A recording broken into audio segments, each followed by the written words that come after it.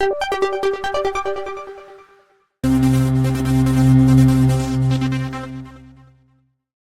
कैसे हो। उम्मीद करती हूँ कि आप बहुत अच्छे होंगे और आपकी पढ़ाई भी बहुत अच्छे से हो रही होगी।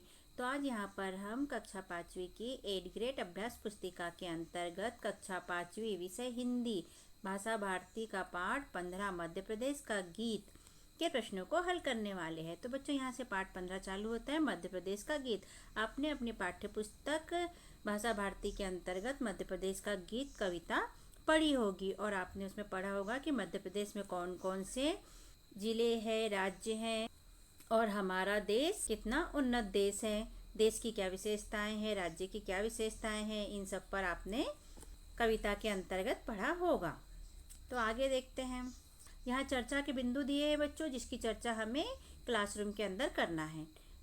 बहुविकल्पीय प्रश्न के अंतर्गत सही विकल्प छांटकर लिखिए। प्रश्न नंबर पहला, कविता के अनुसार गांधी सागर बांध से क्या लाभ हुआ?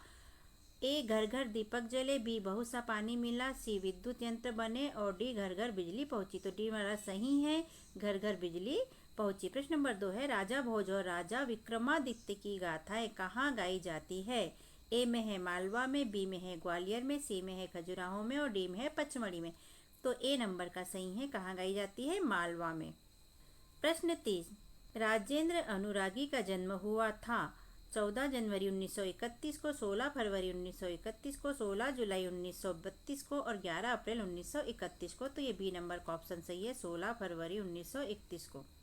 प्रश्न 4, देश विदेश तक पहुंचे हैं मंत्र, वन, विद्युत यंत्र, अवशेष। तो सी नंबर का सही है, देश विदेश तक पहुंचे हैं विद्युत यंत्र। प्रश्न 5, कविता में घर घर दीप जलाए किस अर्थ के लिए प्रयोग होगा? ए है घर घर में दीपक रखना, बी है घर घर में बिजली पहुंचाना, सी है घर घर में दीपक जलाना और डी है घर घर में उजाला करना। तो ये बी नंबर का ऑप्शन सही है और हमने लिख दिया घर घर में बिजली पहुंचाना। यहाँ कुछ शब्द दिए हैं, पढ़ते हैं इन्हें और इन्हें खालिस्तान में भरना है। स्वागत, हिंदी, सांची, प्राचीन सभ्यता, पांडव, कलकल, दुत्कार, बिंदी, जलजल और काची। तो प्रश्न 6 है, हम सबकी प्रिय हमजोली खालिस्तान बनी हुई है, हिंदी। प्रश्न 7, प्रसिद्ध बौद्ध स्तूपों के लिए खालिस्तान को जाना जाता है, तो सांची।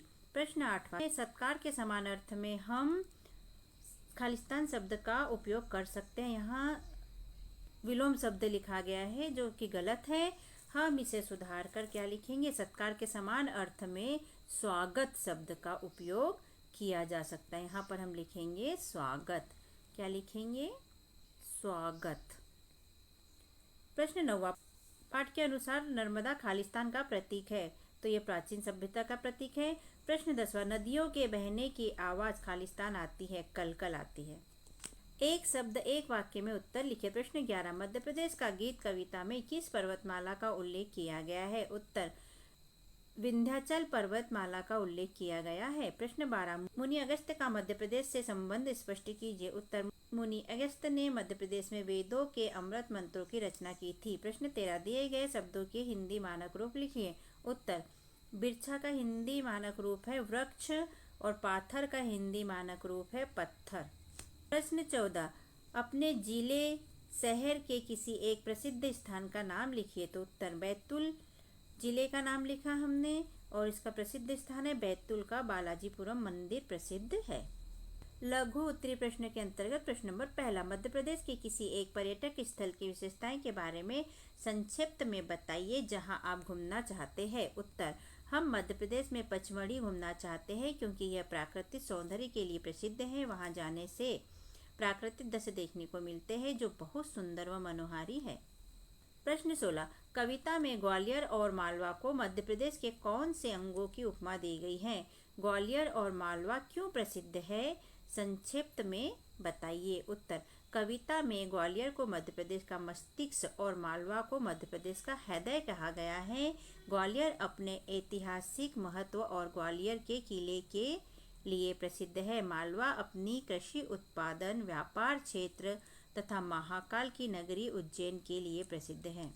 प्रश्न 17, दिए गए शब्दों के 3 पर्यायवाची लिखिए। पहला, सुता, तो इसका हम पर्यायवाची लिखेंगे बेटी, तनिया, तनुजा। दूसरा, नदी, सरिता, तटनी, तरंगिनी। तीसरा घर, ग्रह, भवन, सदन। सागर का समुद्र, जलधि, रत्नाकर। तो हमने पर्यायवाची पढ़े हैं बच्चों। पर्यायवाची मतलब उनके और नाम, तो हमने यहाँ पर कंप्लीट किए। प्रश्न 18, कविता के अनुसार हिंदी हम सभी की प्रिय हमजोली किस प्रकार बनी हुई है? उत्तर, हिंदी भाषा आसान है तथा अधिकतर राज्यों में बोली जाती है। साथ ही हिंदी हमारी मातृभाषा भी है। इसी प्रकार हिंदी सभी को प्रिय लगती है, वह सबकी प्रिय हमजोली बनी हुई है।